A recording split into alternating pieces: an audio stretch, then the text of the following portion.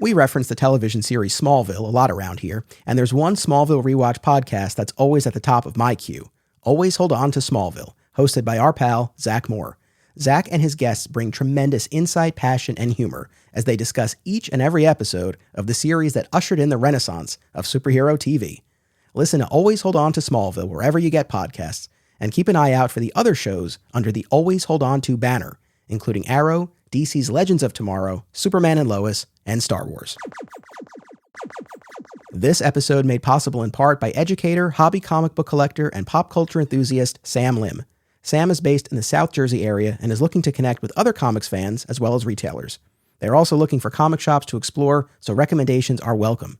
Be sure to follow Sam on Instagram at SZL Comics to see their latest comic pickups and shop adventures. In the 1950s, George Reeves embodied the Man of Steel in Superman's first television adaptation, from its gritty black and white beginnings to the kid-friendly color years. To this day, an entire generation reveres George as their Superman, while for others, the show remains an overlooked chapter in the character's mythology. On this podcast, we bring everyone together as we break down each episode of Adventures of Superman. Welcome to another exciting episode in the Adventures of Superman. I'm your host, Anthony Desiato. Joining me to discuss Season 2, Episode 8, A Ghost for Scotland Yard, is Editor-in-Chief of 13thDimension.com, returning guest Dan Greenfield. Welcome back. Hello, Anthony. Oh, there we go. I love it. Governor. Governor, yeah. Governor. In case you didn't know where you were in the episode, they really wanted to... wanted to All right, then. Right. Buy this magazine, eh, mate?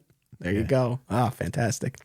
So you were here last week. We talked about Superman in Exile. We talked about your feelings about Season 2 overall and the shift that we see from Season 1 to Season 2. So we can get right into this episode here, which aired on November 7th, 1953, written by Jackson Gillis, directed by George Blair. I'll give my synopsis, and then we'll get into the beats of this episode. Okay. In London, Clark and Jimmy are tasked with investigating Brockhurst the magician, who, before he died, vowed to return as a ghost in 5 years.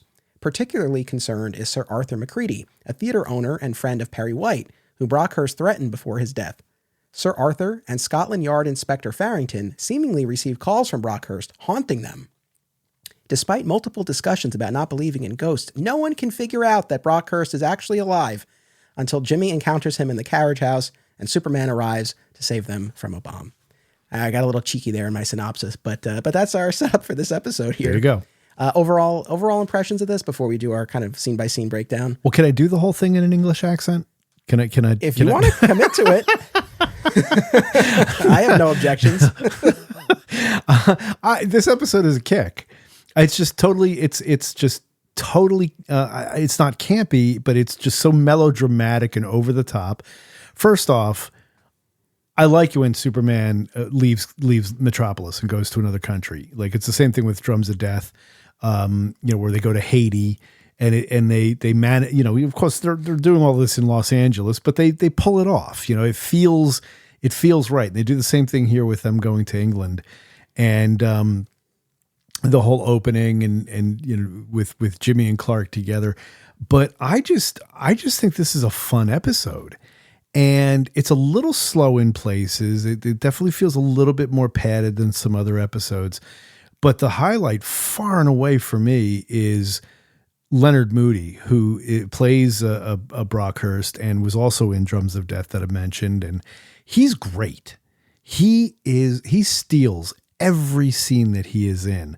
And he is having the time of his life, chewing the scenery. They underlight him, when he's on camera, so he just looks completely, off his nut. The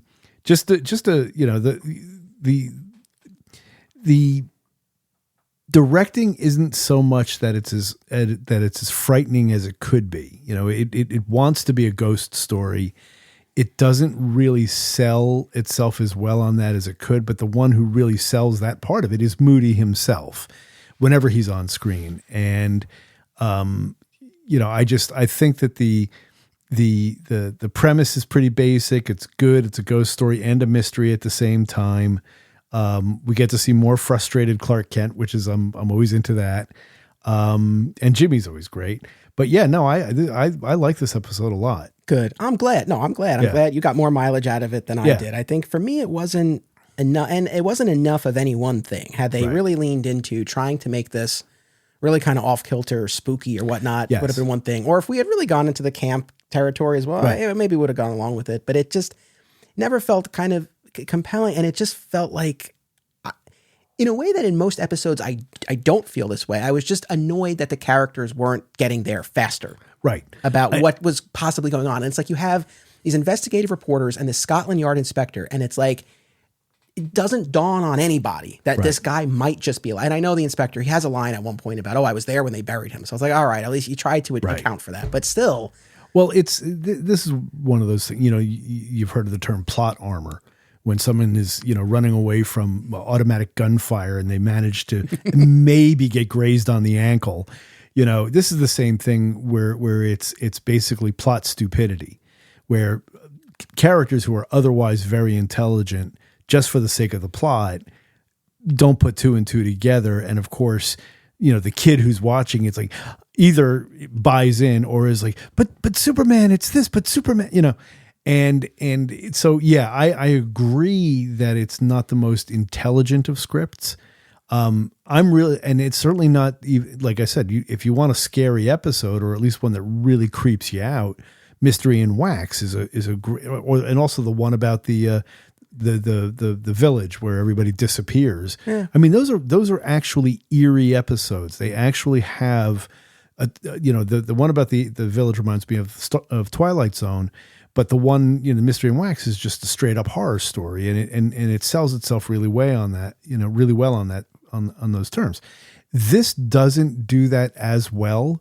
Part of it, I feel like I'm watching a little bit of a British drama of the when as soon as they hit the mansion, and you've got the maid and you've got the sister and. And the sister, by the way, who also ended up on the TV show Batman, I might add. But to me, it all comes down to a few things. The main one is Leonard Moody, period, end of story. He's great. I love him. But it's also him projecting his face on the clouds, which of course is, that's how the bat signal works, which, but it's good. He's just, I'm, going to, blah, blah, blah, blah, blah. But also just the last scene in the barn is, where Moody finally is revealed, that's worth the price of admission alone. That Moody is having the time of his life. And to me, the parts that he's in the show really are what make the show. The rest of it, it's okay. Fair enough. He was great in this. The floating head effect was cool, and it just made me think of Jor-El there you go. In the movie. Yeah, the floating head in the fortress. Sure. So as far as our guest cast breakdown here, of course, you mentioned Leonard Moody as Brockhurst. And like you said, he was in Drums of Death. He'll be back as other characters in seasons 3 and 4. Yep. We have Colin Campbell as Sir Arthur, Norma Varden as Mabel. So that's the actress you were speaking about who was in Batman. Yeah, Mabel. Yeah. And Patrick Ahern as Inspector Farrington. So that's our core guest cast here. So shall we go into our scene-by-scene breakdown of this? All right. So we open on this hotel in London as Superman flies in. He puts an envelope on the table. He hears Jimmy coming. He changes into Clark. There's this discussion about their traveler's checks, which they had left behind in Sweden. So they're on this overseas assignment. Right. We come to find out they're kind of essentially stopping in London before they make their way back to Metropolis. And Clark has this line about, I had them flown in. Yeah. Right. And wink. And Jimmy, and this is a little bit of a thread now in these past few episodes that we've been doing, especially A Shot in the Dark there was a lot of that had to do with Jimmy being suspicious and making all these kind of digs towards Clark with respect to his dual identity. So that comes up again as well here.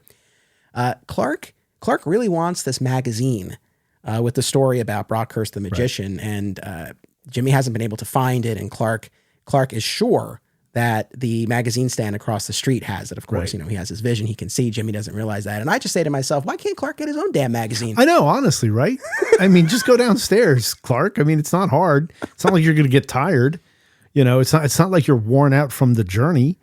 But it's I know it's fine, and we need to get Jimmy to the vendor, right? Which is a good scene, but it does also. It's like where Jimmy functions in all of this is part of what exactly is his role at the planet, and that's always that's also been confused in the past. He's cub reporter, or is he a photographer, or both? And he's he also sort of acts like the office boy. So he's like this, Clark says, "Hey, go get the thing." It's like, well, he doesn't work for Clark. Clark is not his supervisor. But I guess it's just the classic. Here's the grown up, and here's the younger man, and you just do what the senior guy tells you. Yeah, the little big brother, little brother dynamic. Yeah, exactly. There's a funny line. I think it's in the Big Squeeze episodes, episode 2 from this season with the Man of the Year award. I think it's that one where Perry is giving Lois and Clark their assignments, and Jimmy's like, "What should I do?" And Perry's like, because Perry earlier had said the et cetera, and then later he says to Jimmy, "All right, you handle the et cetera." Right. And it made me laugh in that context, but also maybe that's his function here. So he's whatever the story needs. But I mean, it would have made more sense if Clark heard trouble, like he knew he needed to change back into Superman. He needed to get rid of Jimmy. Right, but sure. he just, or you know what though? I'll argue against myself. He just didn't want to be bothered. Why should he go down to get this magazine? Also, he had already asked Jim to get this, and Jim couldn't find it, despite the fact that it's right across the street. So he's probably annoyed. He's like, "What's the matter with you? There. Go down." All right, I'll go with it. So now we have the scene with Jimmy and the vendor with the very heavy accent, Govna. And Jim gets this magazine, which has a cover of Brockhurst. And that's where we get that backstory that we've laid out before, where he was this famous magician. He died. He vowed to come back as a ghost. And I don't know, just interestingly, this vendor is open to the possibility of a ghost. Right. Not so open to the idea of the American Superman. Right. And that actually plays out through this also, where Clark is so convinced there's no such things as ghosts, when we've had a world that we have already established that weird things go on, and a ghost is that so far beyond the possibility of what would happen in this world of Superman? No, it is not. But yes, of course, that's what the plot warrants, and that's what the plot needs. It needs, Superman to be the skeptic. And of course, in the end, he's proved correct. I mean, in fairness, actually, to the show, as I was thinking about this too, I mean, in terms of what we've seen both so far, we've had some wacky stuff, but we haven't had the supernatural. No. But we will. Well, I mean, Mystery and Wax dealt with the supernatural in some degree, because remember, she was supposed to be predicting people's deaths and then they were just killing. They were right, but they were nabbing them. Yes, okay, but I mean, it was still like they were there. The idea was that she had some kind of occult powers or some kind of supernatural powers. But yes, I understand what you're saying. But and I bring it up though and I haven't gotten to these episodes, and these in particular I haven't seen, but I know we do get into episodes in the color years, like with Caesar's Ghost, for example. Caesar's Ghost. So that's why it's just kind of funny to hit the show at this point in its journey, because seasons from now, it's like, no, this probably would have been his ghost. Right. So now we have this, we were talking about Clark being annoyed, highly agitated in this scene at the hotel. He's on the phone with Lois, telling him that Perry wants him to stay there and cover this story, because Perry is great friends with this Sir Arthur McCready, who's this theater owner. He was Brockhurst's manager, and Brockhurst had threatened to kill Sir Arthur before Brockhurst's own apparent demise. Maybe I'm just nitpicking here. Why was this scene not between Perry and Clark? It felt weird to me that Lois is relaying Perry's message to him. Although maybe Clark couldn't have been as annoyed if had it been Perry. He would have had to be a little more deferential. I don't know. They're saving costs and salaries. Yeah, fair enough. So sometimes Perry's cigar is just Perry's cigar. He wasn't around that day. Or they were filming it. The thing that you're right, from a story standpoint, of course, it doesn't make any sense whatsoever. But it's these are those moments where you realize that a lot of times they were filming at exactly the same time. Right. I mean, that's why they didn't change their outfits all that much, because that way you could do different shows and shoot them in the same. Right. Like you'd have these blocks of episodes. Right. You do all the episodes in Perry's office. Right. And all the episodes. Right. And you do you shoot this scene, you shoot that scene. So it might have been, he wasn't there that day, and it was just it was a day where she was in. And so they just shoehorn her in for the 3 minutes that's needed. I mean, there is no story element to it. Although I will say that it is entirely possible that Perry could say, listen, when he calls in, you just tell him I want him to stay there. Yeah. And this is what Perry told me to do. He's let me tell you know, it's not out of the realm of possibility, but I'm sure it's just a shooting schedule thing. No, I'm sure. But we do get, again, the classic annoyed, frustrated Clark. And Which is great. what I like about it is he doesn't seem to be, he's not upset about having to stay in London. Right. Right. But it's having to cover this ridiculous story because Right. they know it's not going to turn out to be an actual ghost. And I bring this up all the time, but like the private life of Clark Kent in this series, it's like, wow, I wonder what he wanted to get up to Right. in London that now he's too busy to. Was he, well, I mean, he'd get up he is a person, you know, maybe he wanted to go to Piccadilly, who knows? But also him wanting to go home is because he's, you know, he'd been traveling. He's ready to go home. He's ready to go, you know, flying around town and stuff. Yeah. Yeah, no, absolutely. But so we get that scene. So they're forced into it. And this conflict of he doesn't buy into this. He doesn't want to be there. Right. But they have to. So next we're at the McCready house. That's where we meet the sister. And we get a little bit more backstory here. Apparently Brockhurst's grudge against Sir Arthur was that he claimed Arthur's theater had cheated him. And that was the source of this animosity. Arthur's not there because he had seemingly gotten a call from beyond the grave from Brockhurst who told him to get in the car and drive. So he's gone. He's not there. And he's not a good driver. No. Very important for us to note that ahead of time. Yes. Yeah. Yeah. Well, I mean, so that takes us now to the road here where Arthur's driving. He hears Brockhurst's voice and then he sees this vision of his head in the sky. Arthur. Yeah. Yeah. So what's your take on this scene of him on the road? Yeah. Oh, come on. I love it. It's just it's total hokum. And it's very basic special effects, but this is why I show up. When I'm watching these episodes, it's for scenes like this. I enjoy them on many of their merits, but when they take that step where it is, and when I say this with all due love and affection, the cheesy comes out. I'm all in. I'm like, this is great. Leonard Moody on the clouds, you know, and of course it's supposed to be at night, but it's really shot at sunset, so they're able to get the lighting that they need, and it's just fun. It's just straight up fun. It's like, oh, this is great.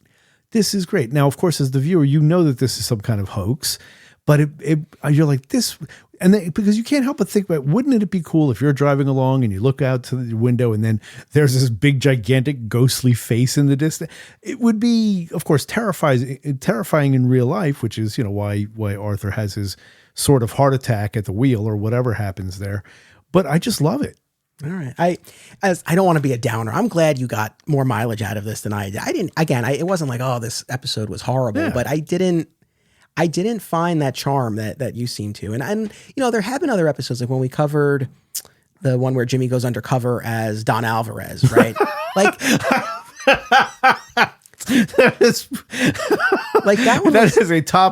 a top 13 Jimmy Olsen moment. Like that was hilarious to me. Like I thought that was so funny. I bought into that. I had a great time with that episode. I guess here I don't know, because it just felt like they were playing it so straight, but it wasn't.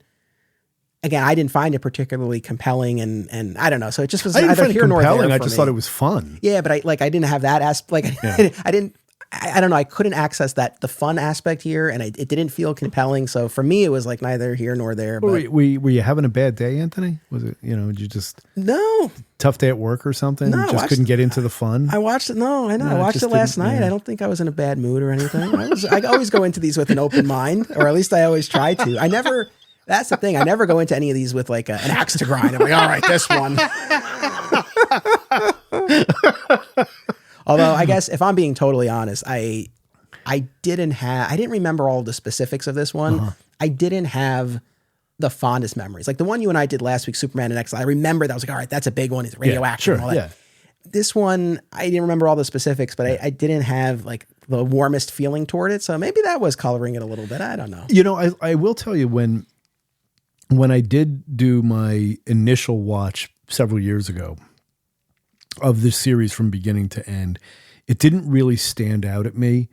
And I you know, sometimes I don't, you know, when we go to bed at night, we usually leave the TV on in the bedroom, frequently black and white. I don't know why we do this or why we still do this. There was a time that maybe it was when my son was little and it was sort of acted like a nightlight in case he came, you know, but we sleep with the TV on, and usually it's something black and white because it's not, you know, it's more muted. It's kind of a pleasant lighting and what have you. And so sometimes I'll put on Adventures of Superman in the first 2 seasons.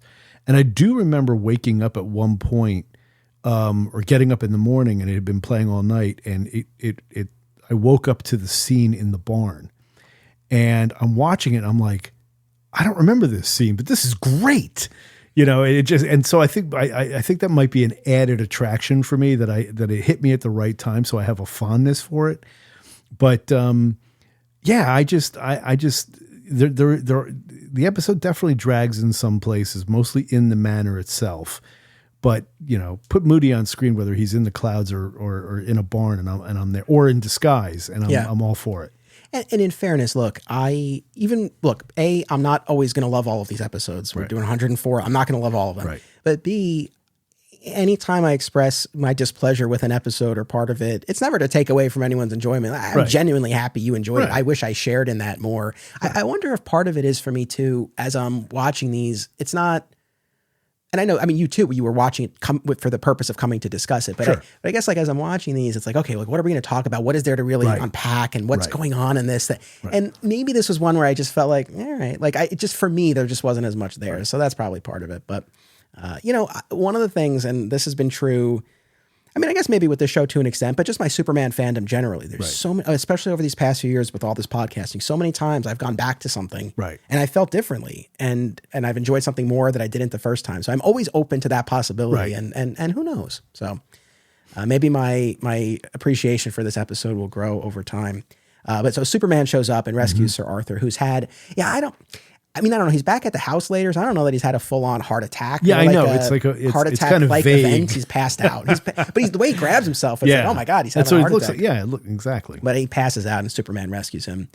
So back at the house now, another scene in the mansion here. We have Jimmy and the inspector from Scotland Yard, Inspector Farrington, and a lot of back and forth talking about they're grown men, like they don't believe in ghosts. Right. Which that won't last long for the inspector, because he will then get a call seemingly from Brockhurst. Also, can we mention the gigantic portrait of Brockhurst in the study of the mansion? For what reason would that be there?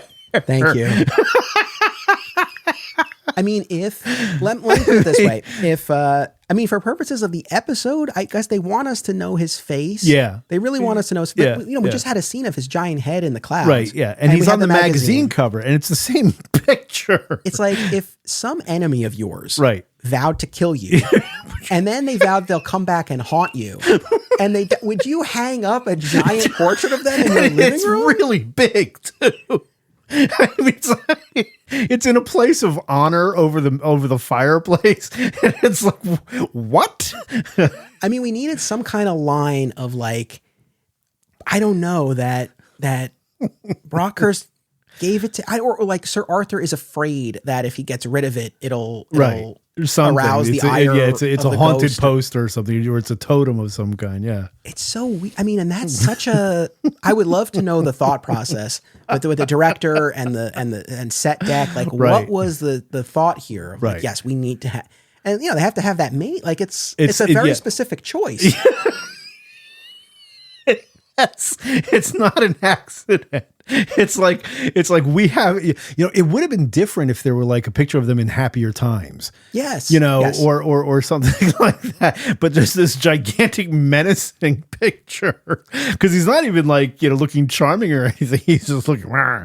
and there were other ways to establish what he looked like. And I did wonder whether it was supposed to also throw us off the scent of, which I think you're probably about to get to, which is when the guy who shows up, who is not Brockhurst, but it is Brockhurst.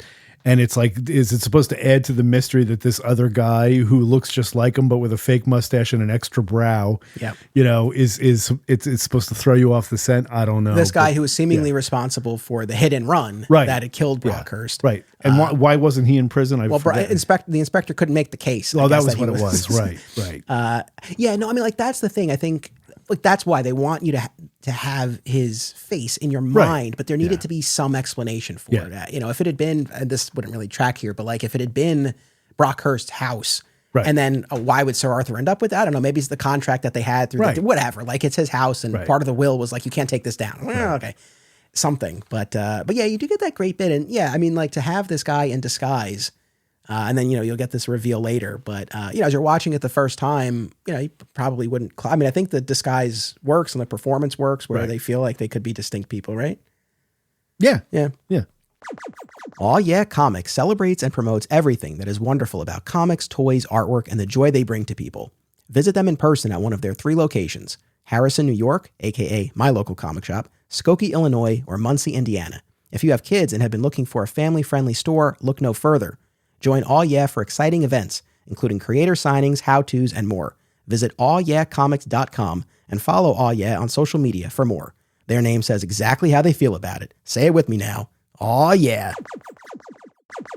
Filmmakers and movie fans alike should be sure to attend these film festivals: Brightside Tavern in Jersey City, Hang On to Your Shorts in Asbury Park, Point Lookout on Long Island, and Round Reel in Bloomfield, New Jersey.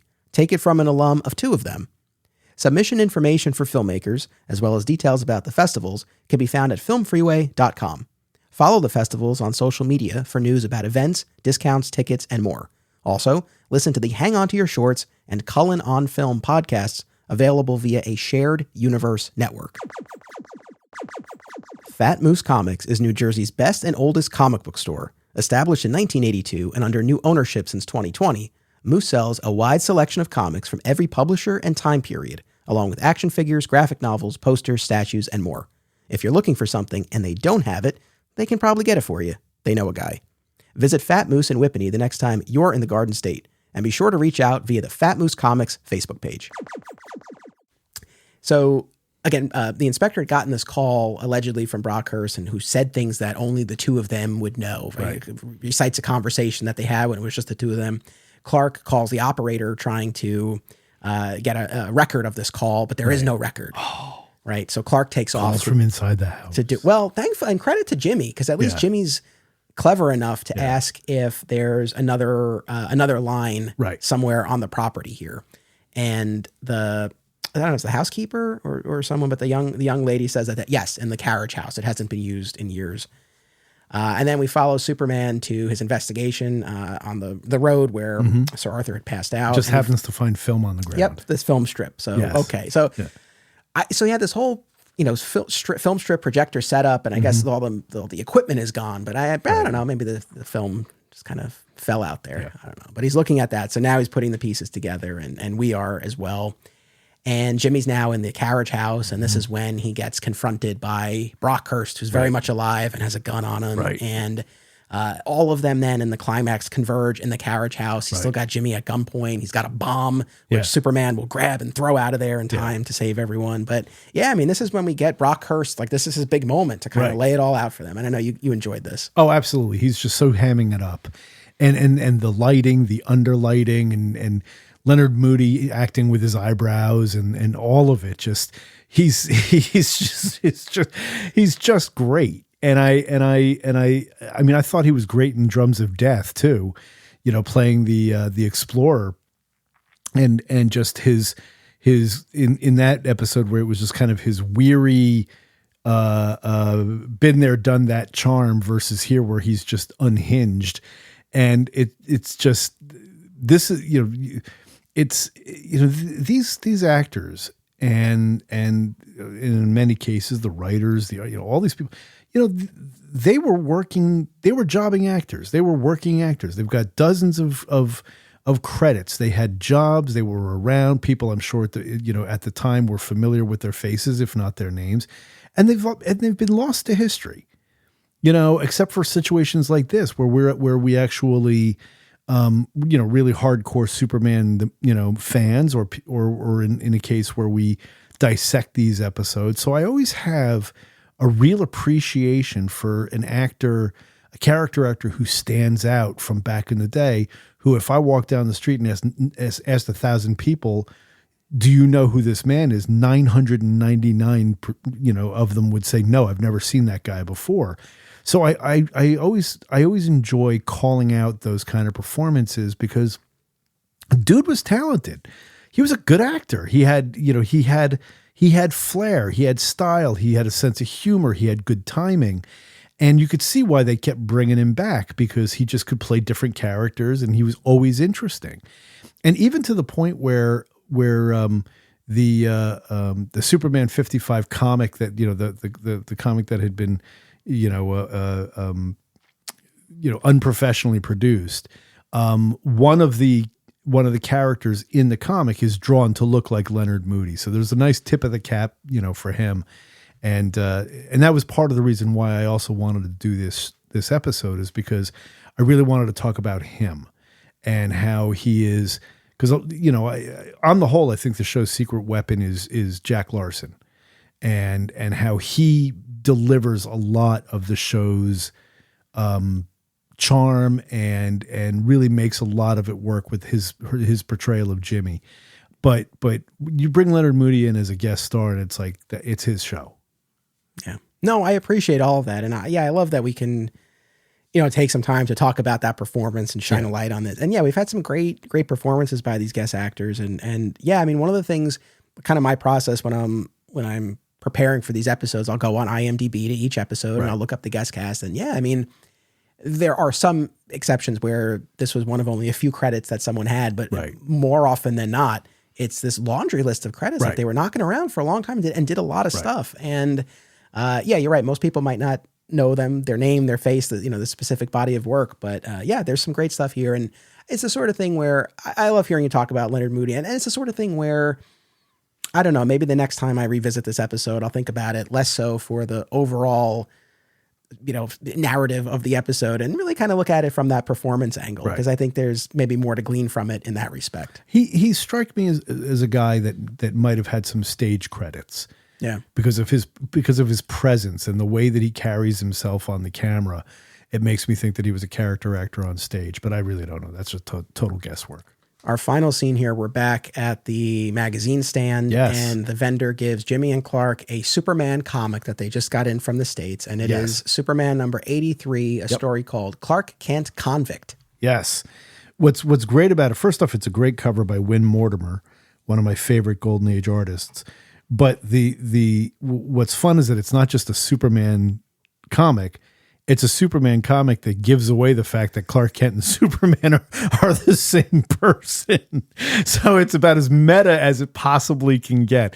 It's not just like some, some other issue where Superman's flying into space or whatever. No, this one is actually about him trying to conceal his identity. So you even have Jimmy like looking down at it, and he's got this big grin on his face. Now, I don't know if that was meant just to be the fact that he got a Superman comic book, or whether it was supposed to be anything beyond that. But yeah, it's a gigantic eye-spraining wink to the reader. Yes, yeah, and within the world of the show, presumably that specific comic wouldn't have existed. But the idea that there are Superman comics, and it actually does make sense. Oh, it makes total sense. So I like that whole bit. So.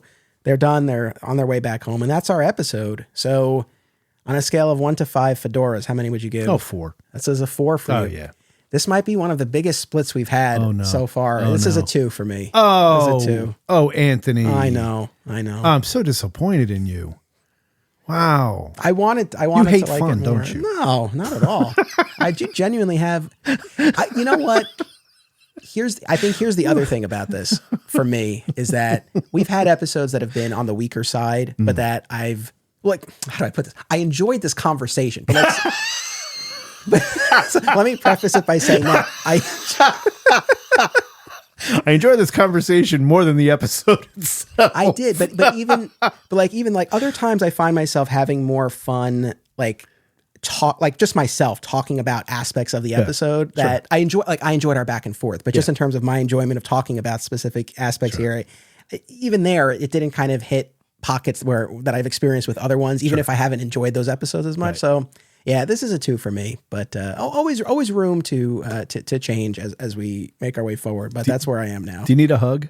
No, hugs are free. It's no try. Just you seem like you need to be consoled now. The thing is, I'm not, I'm okay. I know they're not all gonna blow me away. It's all right. We're still building towards Panic in the Sky. So it's and The Face and the Voice. We've got some like big Face episodes. and the Voice is great. We've got some big ones That coming is up. a great episode. I'm not going to steal the thunder of any of the whoever's doing that episode.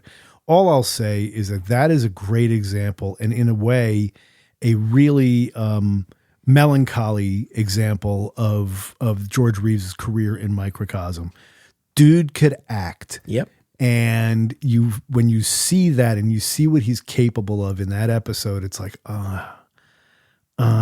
because very quickly, as we know now, actors and actresses do not become typecast when they play superheroes. They don't anymore. They do other things. Chris Evans does other things. Robert Downey Jr. wins Oscars for Oppenheimer.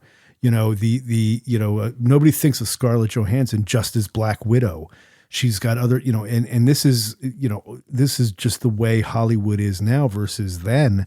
And it's like what might have been for George Reeves if it were a different time. No, that's a great point. Yeah, not only do you don't have that type of typecasting, but even just the crossover now between the film and TV worlds that you have, where it used to be such a line of delineation. Divide. Yeah. It was like the television for the most part, with the of course I Love Lucy and Milton Berle notwithstanding, was basically AAA when the movie that was AAA. The movies were the movies, and then there was theater. So and then they all had a sort of pecking order. Yeah, I mean now you think about that in that era. Like these days, how few quote unquote movie stars there are who haven't done television. It's like or haven't done a superhero movie. Yeah, I mean to the point where it's like it's notable. Like DiCaprio. Everybody, Leonardo DiCaprio, the biggest star who hasn't been in a superhero movie yet.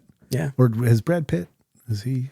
I mean, he makes a second cameo in the Deadpool movie, who's the Invisible. Right. But no, not like a full on thing. No. So. Well, DiCaprio, apparently the advice he had given Timothy Chalamet was no hard drugs and no superhero movies. Right. So I don't know that, but you never know. Well, he's done Dune, so that's close enough. That's superhero adjacent. Yeah. Well, listen, this, again, might not have been my favorite episode of Superman, but I really did enjoy the conversation. I appreciate you taking the time. And we had this double header. It was really cool to have you here for these two episodes. And we'll bring you back in when we get into the color years. Yeah. So I look forward to talking more George Reeves with you. So I encourage everyone to check out 13thdimension.com. Anything else in particular you want to shout out? It's there are a couple of we historically the site has been we have various features and ongoing features, and they're usually written articles. But over the last year or so, we've added two new features that I'm really that I absolutely love, and the readers really respond well. And I don't know if you're familiar with an artist named Kerry Callan, who he draws a lot of really funny satirical comics. And we have a feature at the site called Sunday Funnies with Kerry Callan, where each week we run a different one of his one-page cartoons. And they're really funny. He did work for Mad Magazine and what have you. So it's a different look, and it's like just having sort of an artist in-house, and it's a comic strip that we run once a week. And then we've expanded that with Bill Morrison, who you may know from Futurama and his world, Simpsons comics. And he's a Eisner winner, big name in the cartooning world. We now have Morrison Mondays. And his forte for what we're doing is basically homage or satire covers, where he did a great version of Robin Dies at Dawn, the old Silver Age Batman story, but instead of in the Batman position, it's Robin of Earth 2. And one of my favorites was one where the people who are listening to this are probably familiar with the movie Artists and Models, which was a Jerry Lewis, Dean Martin movie, and Shirley MacLaine. It was one of her earliest roles. And it's about the comic book industry post, the delinquency hearings. And there's a character called the Bat Lady that is central to it. And Bill did this fantastic Silver Age version cover of the Dean Martin and Jerry Lewis comic, which was a comic by DC, only he did it as Detective 359, the introduction of Batgirl. Only he does it as the introduction of Bat Lady, with Dean Martin as Batman and Jerry Lewis as Robin. And the coloring is right on, and the positioning is right on. And it's just great stuff. And to be able to just do something different like that. So We have them on back-to-back days. We've got Sunday Funnies with Kerry Callan. We've got Morrison Mondays.